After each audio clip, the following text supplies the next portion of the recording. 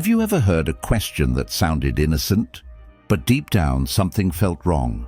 A gentle voice, a kind smile, yet the moment you answered, you felt trapped in a game you couldn't win. This is how liars operate. They don't just lie with words, they lie with questions. If you don't see through their tricks, you end up doubting yourself, apologizing for things you didn't do, and fighting against yourself instead of them. The ancient Romans knew this. Seneca, Epictetus, and Marcus Aurelius warned us. A liar rarely attacks directly. They plant small seeds of doubt and then wait for you to destroy yourself. 2,000 years later, the tactic is the same, just more subtle. We will look at the 5 most dangerous questions liars ask to control you. More importantly, I'll show you how the Stoics would respond. Calmly, clearly, and without wavering. By the end, you will have the tools to ensure you are never controlled by anyone again. Question 1. Why are you being so sensitive? At first, this sounds harmless, almost like they care, but don't be fooled. This is the first weapon used by a gaslighter. Hidden inside this question is an accusation, not curiosity. What they are really saying is, you are weak. You are imagining things. The problem is you, not me. Have you ever been in a relationship where bringing up a problem was met with a laugh? Oh, you're just too sensitive? Or at work, did you question a decision's morality only to be told, don't overreact, it's just business? That is a weapon. They are trying to take away your best defense, your awareness. They want to twist your sensitivity, which is really a radar for danger, into a weakness. Seneca once wrote, "We suffer more in imagination than in reality." Manipulators use this. They plant doubt in your mind until you start to believe you are the problem. The truth: sensitivity is not a weakness, it is awareness. The person who feels deeply often sees the problems long before others. A Stoic's response. Marcus Aurelius said, "If someone can prove me wrong and show me my mistake, I will gladly change. For it is truth that I seek, not victory." Someone who truly respects you will never shame your awareness. Only those hiding something fear what you see. Next time someone asks, "Why are you being so sensitive?" don't get angry. Don't defend yourself. Just look at them and calmly reply, "I'm not being sensitive, I'm being observant." Does that make you uncomfortable? One sentence, and you will see their true intentions start to show. Question 2. You trust me, right? This sounds gentle and innocent, but it's a trap. Anyone who demands trust instead of earning it has already given themselves away. A trustworthy person doesn't need to ask for your belief. Their actions speak for themselves. Trust is built day after day through consistency. When someone looks you in the eye and insists, "You trust me, right?" they are really saying, "Don't think, don't question. Just give me control of your mind." Epictetus warned us, "It is impossible for a man to learn what he thinks he already knows." Liars use this question to stop you from being curious, to make you feel bad for being cautious, and to convince you that asking for proof is a sign of disloyalty. But caution is not betrayal. Caution is wisdom. The examples: the business partner who won't show the numbers but says, "Trust me." The lover who hides their phone but repeats, "Don't you trust me?" They are not building trust. They are demanding blind faith. A Stoic's response: not with panic or defense, but with calm detachment, known as apatheia in Stoicism, which means not letting emotion overrule reason. When faced with, "You trust me, right?"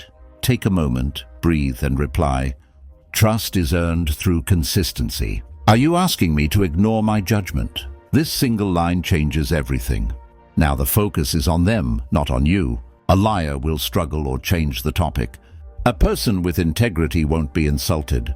They will simply continue to show you through their actions that they are worthy of trust. Question 3.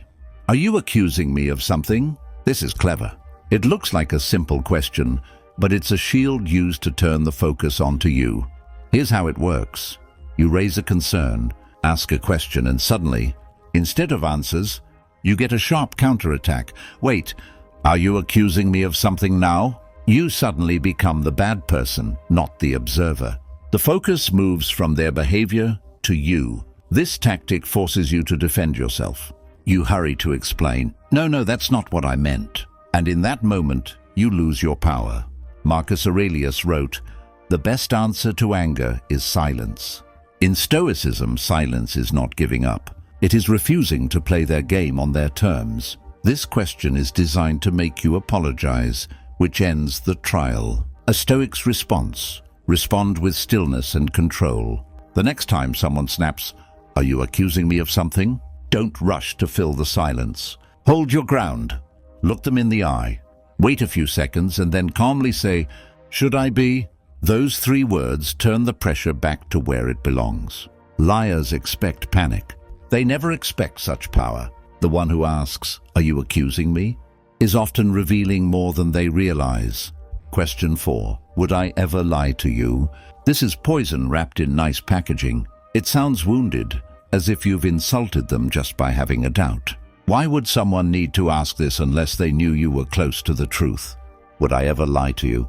Is not a question. It's a performance to make them look noble and you cruel for doubting them. It's not about honesty, it's about guilt. If they can make you feel guilty for doubting, you will stop asking questions and give them the blind trust they want. The Stoics remind us that truth is never offended by examination. Seneca wrote, "If it is not true, do not say it. If it is not right, do not do it." A person of integrity doesn't need to convince you they can't lie. They let their actions speak for themselves, day after day. The partner who hides messages then says, "Would I ever lie to you?" The more they plead innocence, the more you should question what is hidden underneath. A Stoic's response: don't take the bait.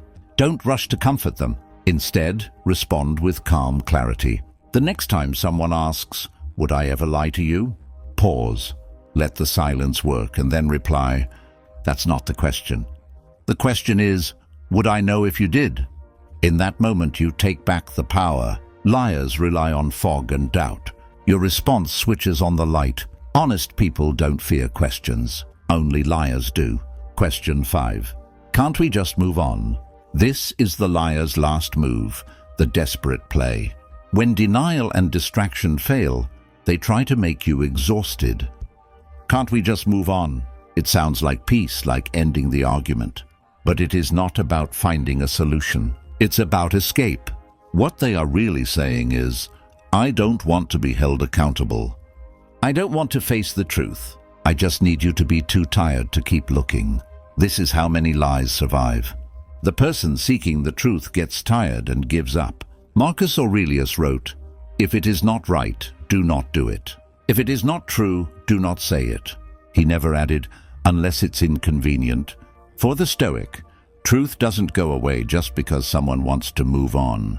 The plea is not for healing, it's for silence to bury the problem. A Stoic's response: not with anger or endless arguing, but with steady determination. When someone asks, "Can't we just move on?" breathe and calmly answer, "I'll move on when I understand what happened, not before."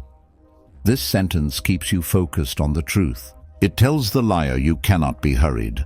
Your peace is based on clarity, not exhaustion. When you refuse to give up and stand calmly in your certainty, their game is over. Moving on is about honesty, and peace can truly begin only when the truth is faced. Stoic mindset to resist manipulation. Liars need you to lose your balance and rely on emotion, not facts or logic. This is where Stoicism acts as a shield. Epictetus taught, "Some things are in our control, others are not." This difference is the basis of freedom. When they try to make you feel guilty, remember their feelings are not your responsibility. When they call you too sensitive, remember awareness is a strength, not a weakness. When they try to tire you out, remember truth has no deadline. The Stoic does not react at the liar's speed. He observes. He breathes. He chooses his response with precision. The secret manipulators never expect. Their greatest weapon only works if you react. Take away your reaction, and their weapon breaks. The Stoic knows silence can be strength, observation can be power, and detachment can be freedom. The next time someone tries to twist what you see, don't rush or panic. Simply ask yourself, Is this within my control or outside of it? With that single question, you reclaim your freedom. Conclusion: how to remain unshakable. You now know the 5 dangerous questions liars use.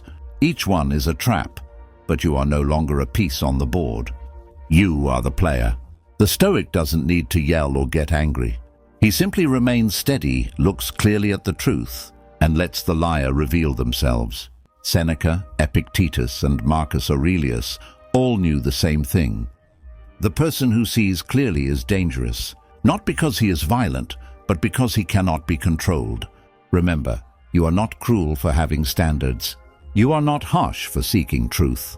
You are not weak for noticing deception. You are awake. Choose clarity. Choose reason. Walk as a Stoic warrior, calm, observant, unshakable.